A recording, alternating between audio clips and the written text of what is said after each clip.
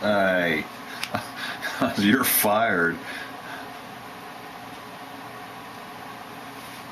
Oh, wait a minute. Whose tripod is this anyway? All right, there we go.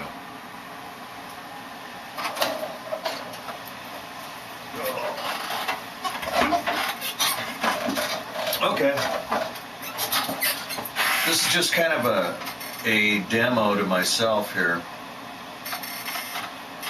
I'm not sure if this is a good idea or not, but I've tried a lot of other things since 1997 to make connections with serious-minded people.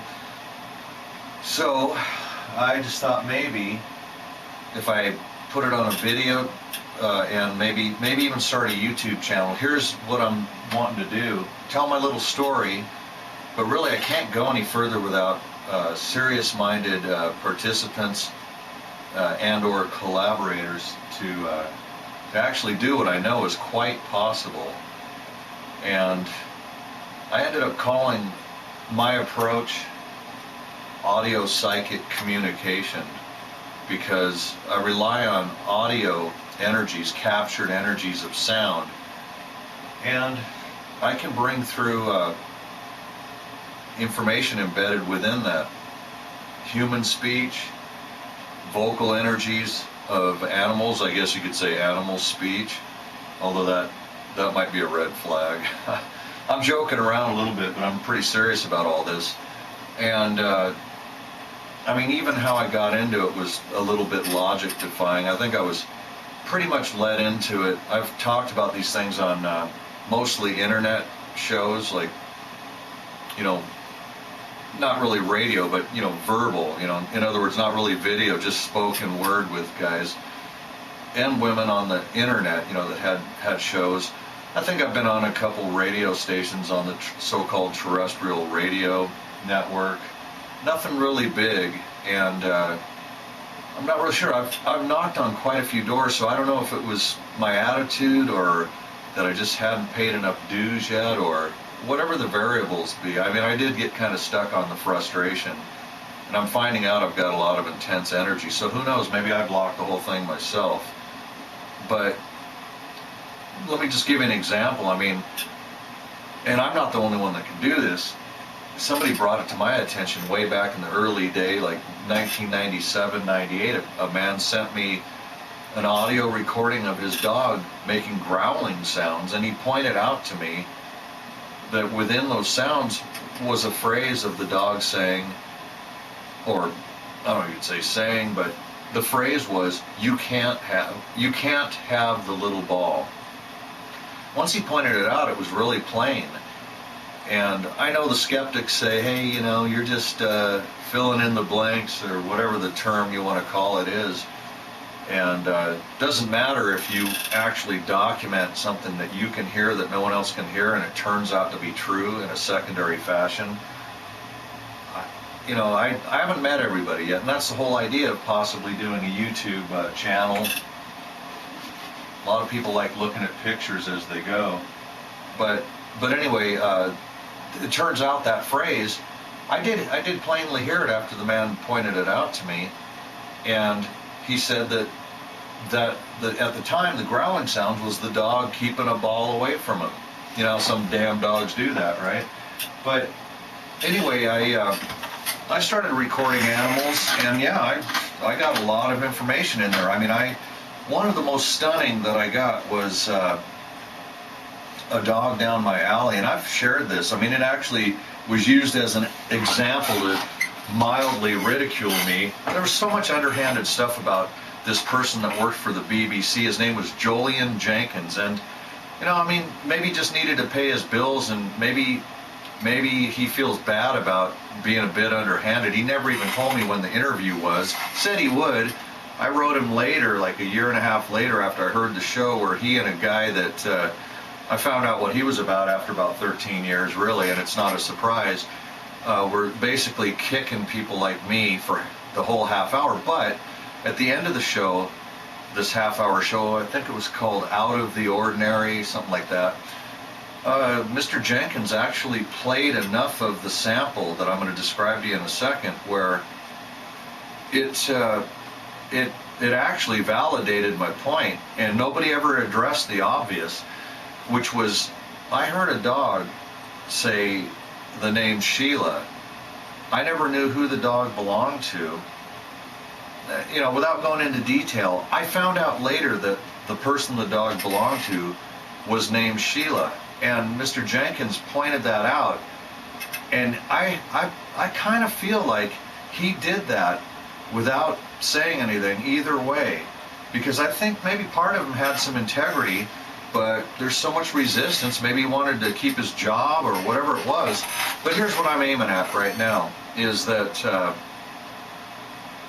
I want to try really hard not to be bugged by a lot of this stuff, and that's a lot of work, but I could do it. I mean, I've been doing better about it, and what I'm finding out is, look, I have a lot of things happen. I mean, just how I got into the whole audio thing, which was hearing about David John Oates, the Australian researcher that came up with something that he calls reverse speech.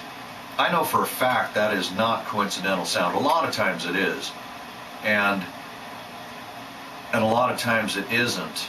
And I've spent a lot of hours finding out both of those things, and it's pretty amazing. I mean, the whole idea is to be able to, for me, is to be able to get additional information that can be useful. I'm not interested one damn bit about getting dirt on people this way publicly. You know, you don't even have to play stuff backwards to do that. I mean, politics has gotten really ugly. I mean, I probably don't have to go into detail on that. And you know, I'll admit, I mean, I get a little polarized myself about some of that stuff, but I'm kind of evolving in that. So that's why I say maybe the whole 23 years I've been at this is required. Maybe it'll be 37 years by the time I'm done, but because I still work on this stuff. I took a break for the last few months and I got back into it, but I've had a lot of logic defined things happen in my life. I could list them, and maybe, you know, maybe people would be entertained by that. I've mentioned quite a few of them. I've documented some of them, but anyway, and I still have evidence of that sort of thing. But what I'm looking at right now is, maybe I'm not looking to entertain anybody, really. I mean, if that happens, fine. But I'm at this for a serious purpose, and that is to do some good by bringing through the information. And it would take people to be willing to participate with situations where that could happen. I mean, I do this for my own benefit. Call it spiritual guidance or whatever you want. And I'm talking more about what I ended up calling audio psychic. I mean, I'm not analyzing speech in reverse. I don't do a whole lot of that. I mean, but I always, if I capture any audio, I'm still using cassette tape, because I've devised or modified a player where I can flick a switch like this, more like this, pretty quick, and I can play that tape backwards and forwards. I always analyze things in dual direction, and I think you'd be a fool not to. Some people study, I don't know if it's still going on, I really don't know, but like what they call EVP, electronic voice phenomenon. Maybe that's an old term, but some people will record things and hear them on playback, but they have no interest whatsoever in listening to anything backwards. It's almost amusing, really. I mean, I've said it before, and I mean it. If I could play stuff sideways or at a 45-degree angle, I'd do it. All I care about is accessing information. I don't need to pin it down and try to use my logical mind to understand what's going on. It's just a matter of getting information and relaying it in a situation where it can make a difference. So with that being said, and recently, one of the last campaigns I did, if you want to call it that, a few months ago, I thought to myself, well, look, I hear people that have strokes, or maybe other, what they call TBI, traumatic brain injury, where their neurological system, brain damage, they can't talk, they can't write, they can't express themselves. In fact, there was a man on one of these groups where he was very articulate. I guess he had a pretty good recovery, but he described how when after his injury, his mind was lucid, but he could not get outside of his own mind to express himself. He must have had a major recovery, because he's actually pretty brilliant about what he's doing. I didn't get anywhere with him. He wanted me, he asked me what I knew about these multi-syllable words. Or is it multi-syllabic? I don't know. I don't care. But, you know, I didn't get past go with him, so I'm just reaching out here. I don't know if I'll even publish this on YouTube. I may, because, like I said, it could start with one person that's willing to participate. Somebody that may have access to people that have had brain injuries or strokes, where they're tied up and they can't express themselves in a way you could understand. They can't write with their hands. They can't speak. But they're putting out a lot of verbal information. I'd be shocked. I would be shocked after all my hours, thousands of hours of analyzing audio, if I could not get information out of there that I could hear and relay. And I already know that I would be able to. I'm so certain of that. You know, it may not happen the first time or the second time. It may happen the first time or the second time. It may happen a lot. And I have a feeling if I was able to do that, if it's true like this man says, where his mind was really clear, but he couldn't get it out with his body, and that if I was able to relay that to somebody that's in that state, it would probably do them a whole lot of good. Who knows, maybe even unlock a key factor in their recovery if they knew, because the frustration, believe me, I know this one. Frustration can slow you way down. It can end up being taking on a life of its own. So I don't know. I'm curious about this too. Let me see if I have anything here, whether it's even related to it. I want to see how well. You know what? I'm going to kill this heater down here too. Just to get rid of some background noise. But let me see if I can. If I have anything on this computer. I'm not prepared for this. I just thought of this a few minutes before I started doing this. I just want to see how possibly this audio files would come through. Let's see here. I don't even know if I have anything on here. Oh wait, maybe. Oh, I do have. I have a lot of. Oh, this one says. Oh. Yeah, here's one on myself. Let's just play it. And it's not something I want to do anymore, but I need help. I need help to get up into a way of making. Actually, you know what? I want to show you this also, because I always use this program. I have for ever since probably 1999, Gold Wave, and they're still out there. And I mean, I purchased a copy, and they're keeping their word. I can get the newest version. Without spending a penny. All these years later, that was part of the purchase. Okay, so open. Let's see. Like I said, I'm mainly wanting to find out how the audio plays with this simple setup. Now look, if something came around to where people stepped up, and look, I'm not looking just for an audience to entertain people. I mean, I still have a lot of passion for this. I want to do some good with this. So, like I said, I'm not looking to just do a broadcast thing. Maybe for a while, if I saw there was interest, I mean, I guess I'd be moving in the right direction. But I mainly really would like people to get involved, and we could test this out in ways that would really matter. It works with animals. You have an animal that's got a real issue that's vocalizing, or verbalizing, I should say.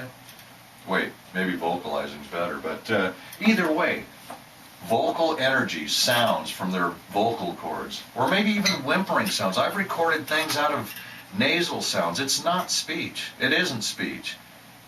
But that's why I call it audio psychic. It's like the thoughts. The thoughts are being carried. I mean, I'm not a scientist. I don't have the big words for what consciousness is. And I mean, sometimes if you have credentials, it can get in the way too, if you're worried about your peers kicking you to the curb. I've made sure I don't have any peers. Let's see, where was I here? You know what, I should have been paying attention. Okay, hold on a second here. Where are we here? I can't remember which one. Let's just take our time, right? Maybe this is interesting, maybe it isn't. I don't remember where was I here?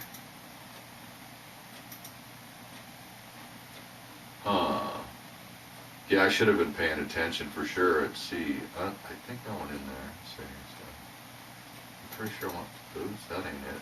Hold on. Huh. I think I might. No.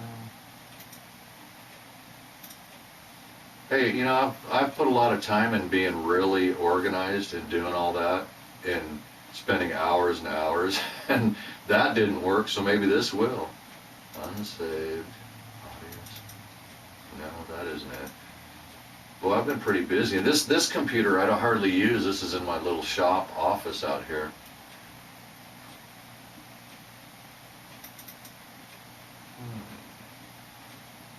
Okay. Oh yeah, back to this one then. So this is what I'm saying, I was using this to access my own inner mind a little bit. And check this out. It's not something I want to do anymore, but I need help. I need help to get up into a way of making money in this world where I can live with it. I can actually manage it. And anyway, I'm working. Did you hear that? I'm working on this shop building. I'll go back out there. Yeah, did you hear that? You hear how my voice distorted?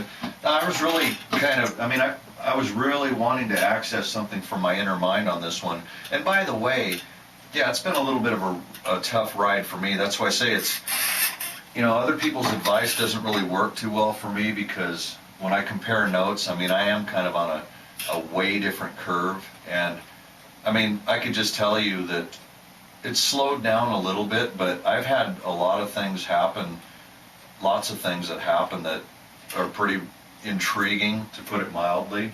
But anyway, right where my voice broke up and was really distorted there, here's a little bit in reverse out of that, right out of that. And if you heard what I said right there, I caught that. I was like, whoa, that was not planned. And that's the whole thing, the backwards. It isn't always about the backwards. Sometimes people say things under their breath in the forward direction that come from a deeper part. They don't even know they said it. But listen to this right here. I'm going to isolate this. This is played 3 times, and I can tell by the expanding width that I did slow it down on the second and third. See what you think of this. I need a room. I need a room. I need a room. What I hear of this is, I need the room. I need a room. I need a room. I need a room. It's a little distorted. It was contorted, in the forward, but I need the room. By the way, the I statements, it comes out, I hear it in these, call them spirit voices, these messages I get through this equipment that I've built that's in the house. I've got a few versions of that. I've done a lot of experiments, but the I statement, that's supposedly like a really key thing in a lot of aspects of spirituality, but the I am, and that too. But the other thing is, I get it out of animals a lot. Animals' voices, self-expression from a deep part, and of course, like this right here. This is my own voice backwards, and it contorted. I was really thinking, how do I make some money in this world? Because I don't really fit in. I've always been a really chronic insomniac, and I'm about there. Look, this is March 23rd, 2020. We're right in the middle of this global pandemic, and thank God or goddess or whatever you want to call it, the universe, the universal mind. There's a higher power, but you listen to people like Neville Goddard and so many others, is that we are God. We're all part of it, and so I'm not trying to pin that down either, by the way, but my life has been so bizarre and upside down and backwards that I'll know on Wednesday. It's Monday right now. I'm gonna know if I've got a job where they're just slammed right now, and there have been a few things that lined up to get me to this interview I have on Wednesday. Things just may be blasting off. There's so much more I'm not even saying to you right now. I'm just seeing if anybody likes, I wanted to see how this little office thing set up, because if it turned out that people got involved and they had their own ideas, and I'm open to ideas. Do you have a person that is in a condition, brain injury, stroke, other debilitating things where they can't speak or they can't write, but they're making sounds? And as I said, I've gotten messages out of animals, out of the sound of their exhaling out of their nostrils. And, it's, like I said, it's consciousness, but for me probably, because I focused on capturing these energies on audio recordings, it seems like there's a connection, a deeper connection, where I've kind of opened myself up to it, and I can get information. And so, if anybody has any ideas that way, believe me, I've knocked on doors, and just because it hasn't worked before, I never tried this approach right here. People like video, and who knows, maybe it'll actually be fun at some point. But like I said, I'm not doing this to get a whole, what do they call it, subscribers, or like on YouTube. I'm not doing that, although that might be important, because the more people that are listening, the more somebody, even if they thought I was the biggest jerk in the world, they might say, hey, this dumbass on the let me throw some of that around on YouTube, he's so full of it, he thinks this and this, and they tell somebody, and they're thinking, wow, really? I was just talking to somebody earlier today saying I wish I knew somebody like that. So you never know. But I'm just saying, some people do it because they like talking. I mean, I do, don't get me wrong there, but I'm just saying, I really want to apply this where there's a really good result from it that really helps somebody, because it didn't come easy for me, and it's getting easier because I've had to realize a lot of things over the years. But anyway, so I got a sound check, and I don't know, like I said, I might put this out there and just try to put it on forum boards and say, hey, go look at this, just see if it appeals to you. But anyway, what I was going to say is, if this does work out, it might be kind of fun too. I mean, I'm not totally opposed to fun. I used to have fun a long time ago. I sure have taken things seriously. I always thought I was having fun just because this video right here is not a good example of it, but I've got a pretty quick wit. I crack myself up about things I say, and it just keeps going. But I really do want to apply this in a way that could help somebody. And so, like I said, you got an animal that's verbalizing or vocalizing that is in trouble, and you want to know why, let's give it a try. And I think animals are a lot more connected to the idea of the oneness, and they're very, especially dogs, are extremely telepathic and psychic. They're really sensitive. And because I'll give you an example. Now let's enhance the visuals here.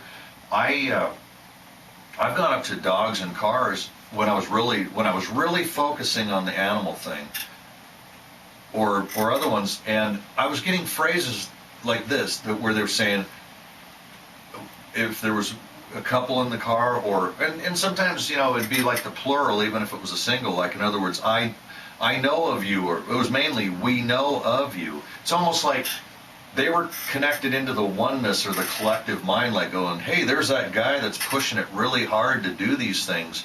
But, oh, by the way, I'll leave you with this, and I mean, I see it as amusing.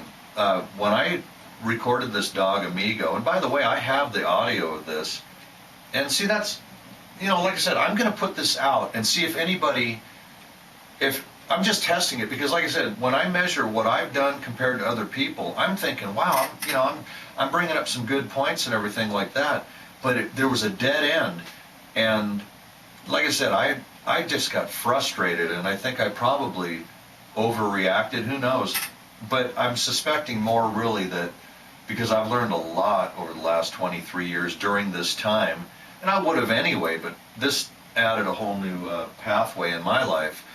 But anyway, I forgot where I was going with that, other than with Sheila, the lady, I I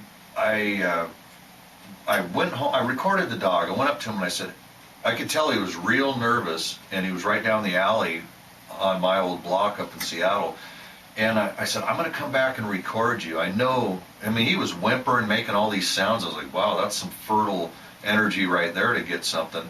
And like I said, I have this sample. I'll probably play it for you if this goes anywhere. We'll see if it does.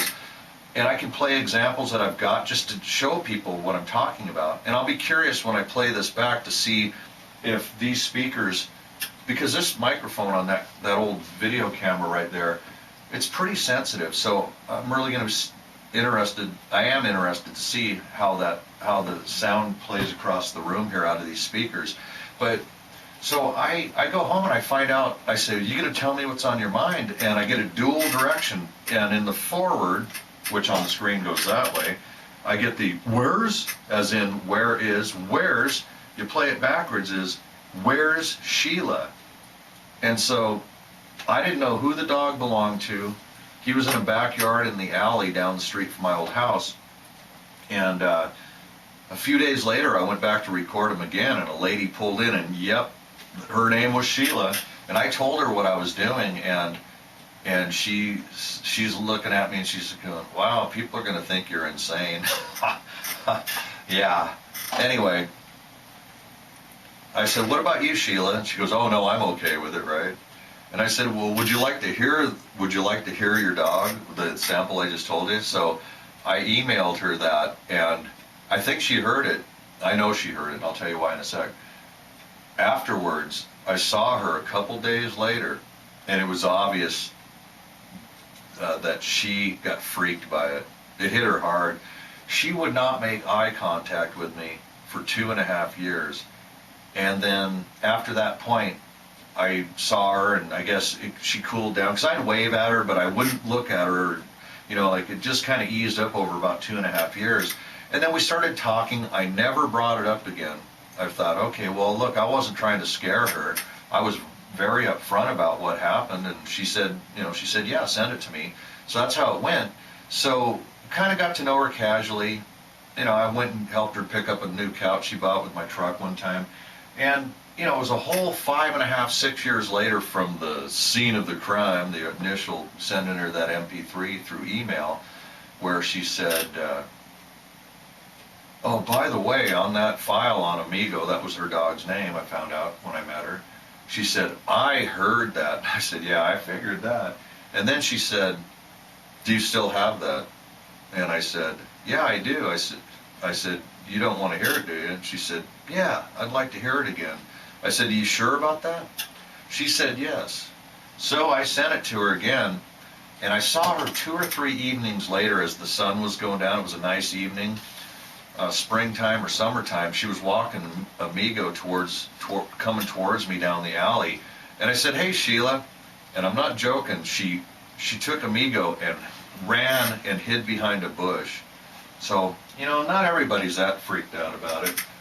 And I can't remember where it went from there. I don't think we ever talked about it, but it didn't, you know, we talked again. I just never talked about it, I guess. But the whole idea is that example, and I don't think you'd have a problem hearing it. It may not be a blockbuster of revelation of, so the dog knows her name's Sheila, but the idea is he named, in my mind, and other people have heard this too, he named a person by name. So he was just nervous because, you know, animals, especially dogs, some of them, especially nervous dogs like Amigo, you know, when the person leaves, they're apprehensive. You ever seen those dang dogs in cars where their person is in the grocery store or inside a store? The dog's just staring at the door, and they're just like, ugh. You know, not all dogs are like that, you know, but a lot of them are. They get real nervous about things when their person goes away. So, but what about a lot more? I mean, I'll just leave that part open. I just wanted to let you know that that was a pretty dramatic thing, and I wasn't trying to upset her about anything. And that's just scratching the surface of what's possible. But like I said, if anybody has any ideas, or here's another one, is that I've built a system in my house where And it's kind of hit and miss, really. I don't know what the variables are on it, but I get called out. My name comes up all the time. It's almost amusing, a lot of things, but I really do think it's true that for our soul growth or whatever it is, and I'm pretty sure that's what it is, because if you look at your own life, hopefully, and other people's, we're learning lessons as we go, and I guess we take as long as we need to. But if we come from knowing that we're this eternal soul or whatever, that this life is short. I don't know, I think too much probably, but we do have this case of amnesia going on. So I think that's why a lot of the messages that come through are fairly cryptic. But I get called out on some things that really are pretty stunningly on target, and they do help me in finding resolution to things, and I've done it for other people as well. So I'm open to that idea, and I'm not talking about you sending me money for it. It would be in exchange for you to test it with me, and if it helps you and it's nothing too personal, and usually it isn't, nothing embarrassing or anything like that, and you'd like to pitch in and help show that this is a viable way of getting some profound and useful information, I'd be all over that. My email address is inventor2012@yahoo.com. So I don't know, like I said, I'm pretty sure I'm going to list this as is on YouTube, and then maybe try to reach out to Facebook groups or whatever, people that are interested in, what would you call it, animal communication. I tried that, trust me. But I never did the video thing, and like I said, it's a new day. Who knows? Maybe this global pandemic is going to humble people to a certain degree, or maybe the stars are lining up. There's a lot I could say that I've done that is actually pretty amusing, and I'd like to throw a few of those in there. I'll just tell you this much: I get signs all the time, and I was driving home a couple weeks ago, and I was in the middle of a pretty serious exchange with my mom, and I felt like I was doing the right thing to kind of speak out about something, and then I was kind of praying to myself or God or whatever you want to call it, wondering, am I doing the right thing? Just questioning it that way, not just being like stubbornly thinking I'm right, she's wrong, whatever it is. And I was really questioning whether or not I was on a deeper path of things, and I was driving down a back road into my little town here, and I thought I was coming up at 35 miles an hour, just one lane each way, not much of a shoulder, not much room, and I thought I was seeing like a big paper grocery bag, brown, sitting right on the center line as I was coming up at it at 35 miles an hour. It didn't move, so I figured it was an inanimate object, and I was guessing it was like a brown grocery bag, paper. I get up on it, and it's a dang owl, a big brown owl, right on the center line. It didn't flinch. I mean, I'm coming right at it, and then as I get closer, I see what it is. I slowed down, and I drove by it. It's just looking at me.